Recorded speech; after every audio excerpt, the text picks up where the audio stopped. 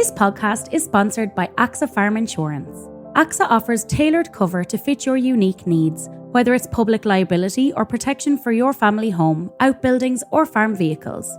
Based in Athlone, the AXA Farm team of agri-specialists and regional managers work together to ensure you receive the seamless support you need. Switching to AXA is easy thanks to an innovative online service that enables you to quickly and easily find the best cover for your needs. For more information, head to AXA.ie. AXA Insurance DAC is regulated by the Central Bank of Ireland. Thanks for listening, and we hope you enjoy the show.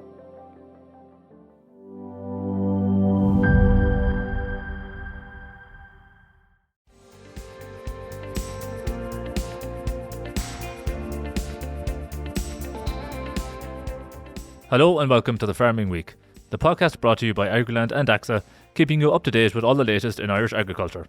I'm Charles O'Donnell and I'm joined this week by Kathleen O'Sullivan. Well, it's been a busy few days and we have a lot to get through, so let's start with the most pressing situation, I suppose, and that's the suspected cases of Bluetongue on a farm in County Down. 2 of those suspected cases were uncovered at the weekend and have since been confirmed as Bluetongue, with more cases now suspected on the same farm. Kathleen, where are we at the moment? Yes, Charles. So preliminary results of testing carried out on this County Down cattle herd have revealed suspected presence in a further 44 cattle. So Northern Ireland's Minister for Agriculture, Environment and Rural Affairs, Andrew Muir, has expressed disappointment in the preliminary results of the tests from the holding near Bangor. So the Minister has confirmed plans are in place for further testing on other farms in the 20-kilometre temporary control zone that was introduced last Saturday. While Bluetongue does not have any effect on human health or food safety, it is a non-contagious insect-borne viral disease that affects ruminants such as cattle, sheep, goats, deer, llamas and alpacas. With the Department of Agriculture, Environment and Rural Affairs focused on containing the spread of the virus, Minister Muir said the results of this preliminary testing is undoubtedly a blow for the owners and staff on the farm, which operates to the highest biosecurity standards. He also said that it is also hugely disappointing for the agri-food sector, which up until now has enjoyed Bluetongue-free status in Northern Ireland. Chief Veterinary Officer of Northern Ireland, Brian Dewar, said that while the affected farm remains restricted, the temporary control zone will also remain in place to limit any possible spread to or from other holdings. He said that the focus of dairy vets is now on surveillance testing of herds within the 20-kilometre temporary control zone to ascertain if there has been further infection in livestock outside the holding. The Chief Veterinary Officer urged farmers in the temporary control zone to familiarise themselves with the restrictions that have been introduced and to stick rigidly to the measures in place. The Ulster Farmers Union has said the current Bluetongue situation in Northern Ireland is a highly localised issue. The president of the union, William Irvine, said the evidence it has received suggests that the Bluetongue situation has been driven by unusual midge activity in a specific area of Northern Ireland. And this obviously has implications across the whole island of Ireland as well, Kathleen. So what has been the reaction in the Republic of Ireland? Yeah, Charles. So obviously authorities in the north have been engaging with Minister for Agriculture, Food and the Marine, Martin Hayden, and his department. So Minister Hayden has said that if Bluetongue becomes established in any part of the island of Ireland, it could present a threat of spread to other areas next spring and summer. The Minister said the news from Northern Ireland of these additional suspect cases of Bluetongue in the infected herd is most unfortunate, and the Minister said farmers in the area and indeed across the island will be rightly concerned at these developments. He said his department has been carrying out intensive surveillance for Bluetongue across the country for 2 years now, and that surveillance is being ramped up in light of this finding. The Minister reiterated that Bluetongue does not have any implications for food safety or human health, but that it does have a real impact on farmers whose flocks or herds are affected due to the financial and emotional stress which accompanies animal health and welfare consequences. He added that it is important to note that because Bluetongue is spread by midges, disease spread via insects is less likely in the winter and early spring months. There's obviously been reaction from farmers to the recent developments, and speaking following a meeting with the Department of Agriculture in relation to the outbreak of Bluetongue, the chairperson of the Irish Creamery Milk Suppliers Association's Livestock Committee, Michael O'Connell, said that huge emphasis had been laid on the importance of early detection in terms of containing Bluetongue. O'Connell is urging every farmer to immediately contact their vet if they have any concerns at any stage.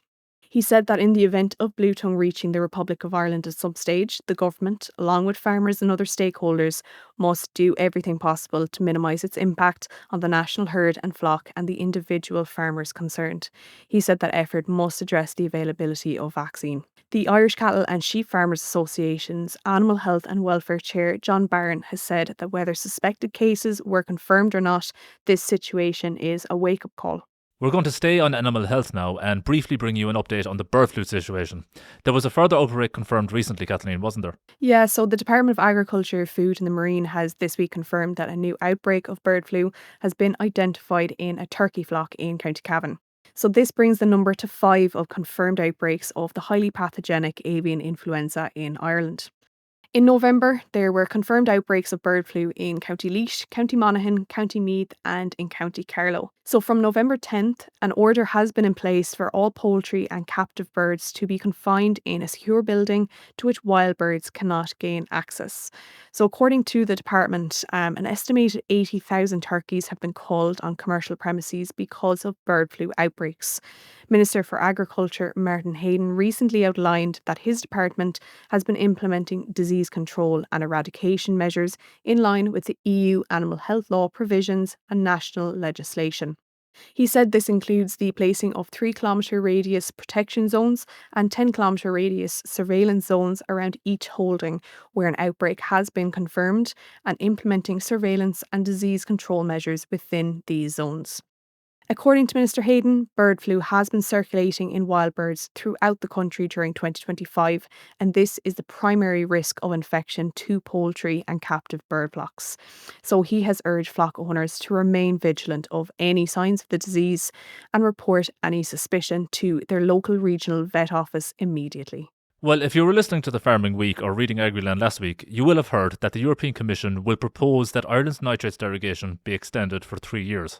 However, this will have to be ratified by a vote in the EU Nitrates Committee, which advises the European Commission on matters relating to the Nitrates Directive, under which the derogation is granted. That committee is made up of representatives of EU member states, and according to Taoiseach Micheál Martin, the government is taking nothing for granted at the moment. The Taoiseach spoke at the AGM of the Irish Creamery Milk Suppliers Association last Friday, where I asked him about the potential new derogation. Assuming that the Nitrates Expert Committee passes this on the 9th, will farmers that are currently in derogation be able to continue to farm at their current derogation level from the 1st of January? Yeah, that's the intention, yeah. But I mean, again, a lot of detail has to happen yet. We have a lot of work to do. As I say, we're taking nothing for granted, and we're very conscious that there's a number of weeks to go yet on this.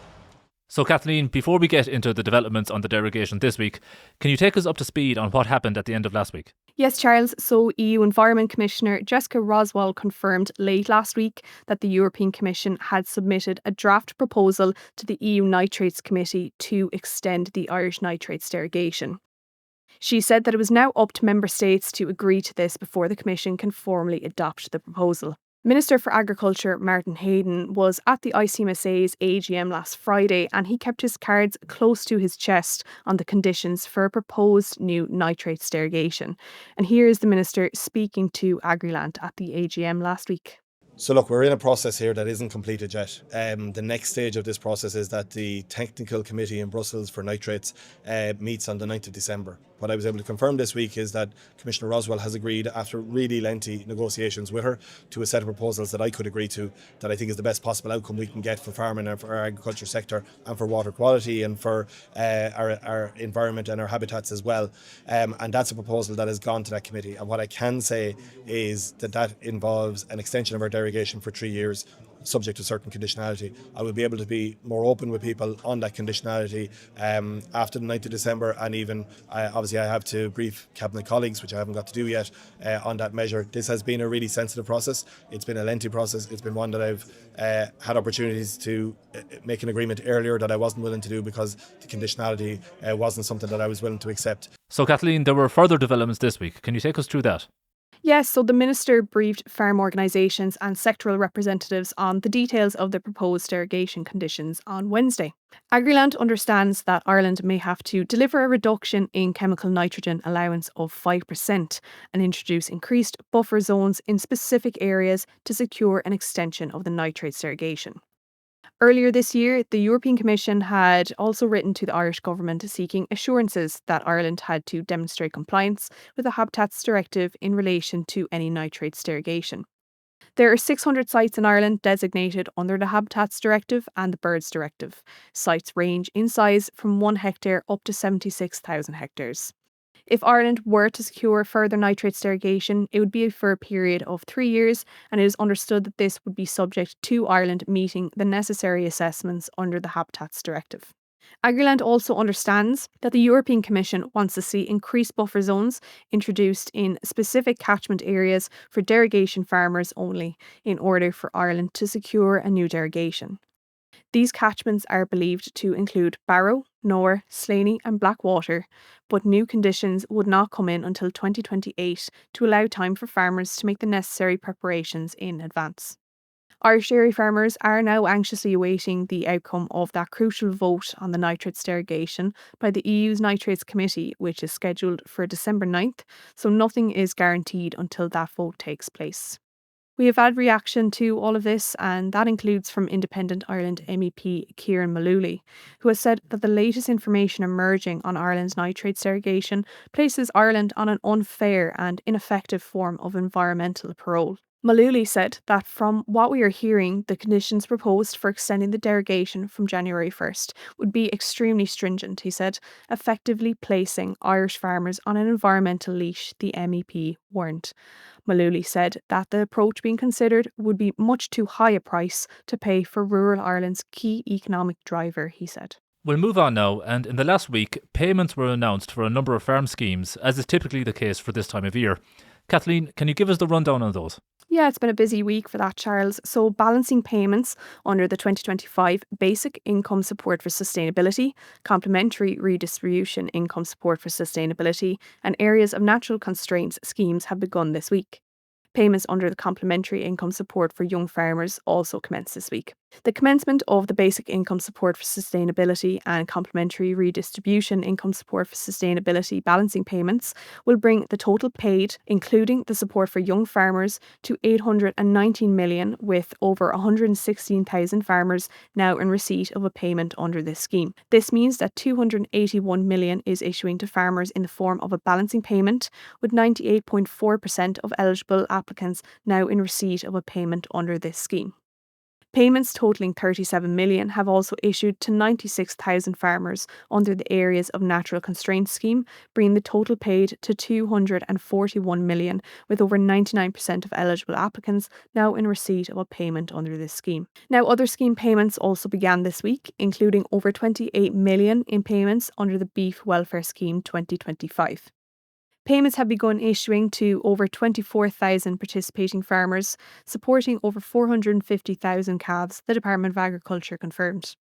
The objective of the Beef Welfare Scheme 2025 is to further increase the economic efficiency of and enhance animal health and husbandry on suckler farms. Meal feeding, which is a mandatory action under the scheme, will be paid at a rate of €35 per eligible calf. Vaccination, an optional action, will be paid at a rate of €12 per eligible calf, and the testing action, also an optional action, will be paid at a rate of €20 per eligible calf, up to a maximum of 45 calves across each action.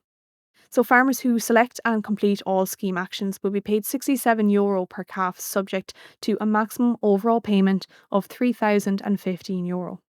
Also this week, payments began issuing under the Protein Aid Scheme.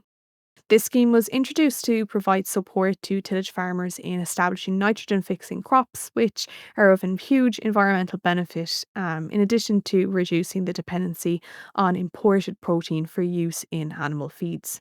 Payments worth 9.5 million in total have commenced issuing under the 2025 Protein Aid Scheme. Minister for Agriculture Martin Hayden said that the payment provided under this scheme is an important support for tillage farmers for the growing of protein crops, including beans, peas, lupins and the protein cereal mix crop. According to the Minister, the Protein A scheme has proven extremely popular with tillage farmers again in 2025, with around 18,000 hectares sown to protein crops. This year, 10 million has been set aside for the scheme, and payments are now commencing for the over 1,500 applicants. The rate for this year has been set at €600 per hectare for beans, peas, lupins and soya, and a half rate payment of €300 per hectare for the protein cereal mix. The department does advise that with all of the schemes, it can take a number of days for the money to reach farmers' accounts. Just before we move on to our next item, we'll just let you know that the Irish Cattle Breeding Federation, the ICBF, has announced that the first genetic evaluation of 2026 will be published on March 24th. In confirming that there will be no January 2026 genetic evaluation, the ICBF said it is undertaking a major development project to work towards improved system efficiency, stability and long-term capacity. But moving on now, and this week saw the publication of Teagasc's Outlook 2026 report, which outlines predictions for farm incomes for next year. Kathleen, I suppose a lot of eyes will be on the dairy sector when it comes to next year's farm incomes. But before we get into next year, the new report also provided predictions for the final income figures for 2025. So maybe you could run through that first. Yeah, Charles. So dairy farmers saw an average 26% jump in their annual income to €137,000 this year, according to the new report. Economists estimate that the overall average farm income in 2025 jumped by 33% to almost €49,400, driven primarily by the increase in beef-related income on both dairy and dry stock farms. Despite the sharp drop in milk prices in recent months, dairy farmers did see higher milk prices for a good part of the year, and this combined with strong prices for cull cows and surplus calves delivered the best incomes for them this year. The average income on a cattle rearing farm in 2025 is estimated to be approximately €30,000, an increase of 118% on the modest 2024 level. For the cattle other farm category, mainly finishers, Teagasc economists also found that finished cattle prices have increased considerably, with the annual average price in 2025 up 40% on the 2024 level. So with production costs up marginally, the average income for cattle other farms in 2025 is forecast to increase to approximately €23,000. The average income on a sheep farm in 2025 is estimated to be approximately €36,500, an increase of 33% on the average income level in 2024. The average income on a tillage farm in 2025 was estimated to be in the region of €47,200, which represents an increase of 14% relative to 2024. The one exception to the overall strong year for farming incomes is in relation to pig production, Teagasc said. They found that pig production was less profitable this year, although pig production increased by 5% in volume terms. As a result, prices in 2025 were on average 6% lower than in 2024. Due to a 3% drop in feed prices this year, production costs were marginally lower. This has resulted in a reduction in margins on pig farms, with an estimated margin over feed of 79 cents per kg for 2025. Looking ahead to 2026 then, Kathleen, how's the outlook shaping up? Yeah, so Teagasc said economic growth at global level is expected to be slightly lower than this year. Economists said there is considerable uncertainty associated with the outlook due to geopolitical and trade-related tensions, and concern that some stock market prices may be inflated. Limited input price movements are forecast in 2026, meaning that costs will remain at the high level which has emerged in recent years. The average farm income next year is forecast to fall by 19% to just over €40,000, but the decrease will be largely driven by a decline in dairy income. By contrast, incomes in dry stock and tillage will remain relatively stable. The forecast average dairy farm income next year is €80,000, which would represent a 42% decrease on the estimated average income level for 2025. Meanwhile, average incomes on cattle rearing farms in 2026 are forecast to decrease by 5% to €28,500. The average sheep farm income in 2026 is forecast to rise to €38,500, an increase of 5% on the estimated 2025 level. Next year, the average tillage income is forecast to decrease marginally by 1% to €46,900. So, reaction to the report included that from the Irish Creamery Milk Suppliers Association, or ICMSA. The ICMSA said the latest figures show there is a need to address what it said is the roller coaster of farm incomes. According to the ICMSA, the projections on incomes and costs have demonstrated conclusively the practical impossibility of trying to build a predictable and family budget friendly income for dairy or beef farming, the association said. Dennis Drennan, the ICMSA president, said that any examination of the incomes to be earned by producing milk or beef over the last decade will show roller coaster peaks and troughs that leave family farms unable to plan with certainty. Well, from that report, it sounds like a potentially difficult year to come for dairy farmers when it comes to incomes and milk prices. And there was further evidence of that this week with the slide in the Global Dairy Trade GDT index continuing after the latest trading event on Tuesday. The index fell back by a further 4.3%, reflecting an average price of €3,011 per tonne of product. This is the 8th consecutive decrease in the GDT index. Meanwhile, the Ornua Purchase Price Index, the PPI, has fallen again, with its resulting indicative milk price falling by almost 1 cent per litre. When Ornua's estimated member co-op processing costs are taken into account, the index implies an indicative return of 40.1 cent per litre, down by 0.9 cent per litre on the indicative price for October. But finally this week, we turn to the Agri-Climate Rural Environment Scheme, or ACRES. And the Department of Agriculture has confirmed several changes to the scheme, including some changes around closing dates. Kathleen, can you take us through those changes? Yeah, so firstly, Charles, the department has decided to extend the deadline for the submission of payment claims in respect of non-productive investments annual work plans for 2023. So farmers in the Acres cooperation approach were previously told that this payment claim deadline was December 31st, 2025. The department said this deadline has now been extended to March 31st, 2026. The department has reminded Acres advisors that only one payment claim per annual work plan may be submitted, and each action should be complemented in compliance with the non-productive investment specification before the claim is entered on the system. Amendments have also been made in the requirements for the conservation of rare breeds action under Acres. Currently, farmers who undertake this action must produce at least one offspring from at least one of the breeds selected that is registered with the relevant breed society before the end of year 3 of the contract. The department said the timeframe for the production of at least one registered offspring has now been amended to the end of year 5. Additionally, the department has extended the deadline by which Acres Tranche 1 participants may attend a voluntary Acres training course. Farmers in Acres were previously told the deadline of completion for this voluntary training was December 31st, 2025. This deadline has now been extended to March 31st, 2026. So according to the department, farmers participating in their third year of the scheme may undertake a voluntary Acres training course as part of the Acres training scheme. Well, that's almost where we'll leave it. Just before we go, we'll just bring you a couple of final news updates. Dawn Meats and New Zealand-based meat processor Alliance Group have announced the formal completion of their new strategic partnership. The transaction sees Dawn Meats take a 65% stake in Alliance Group, with farmer shareholders retaining a 35% shareholding in the business. And secondly, what was described as a substantial reconstitution scheme for those affected by windblow will be launched in the coming days. Minister of State for Forestry, Michael Healy-Rae, gave the update this week while speaking at the conference of the Association of Farm and Forestry Contractors in Ireland. So stay tuned to Agriland for further details on when it is announced. But that's it for this week. Please don't forget to rate, review and follow The Farming Week on Spotify, Apple Podcasts or wherever you get your podcasts. We'd love if you could spare some time to give us 5 stars and share The Farming Week with anyone you think might be interested. From Kathleen and myself, all the best.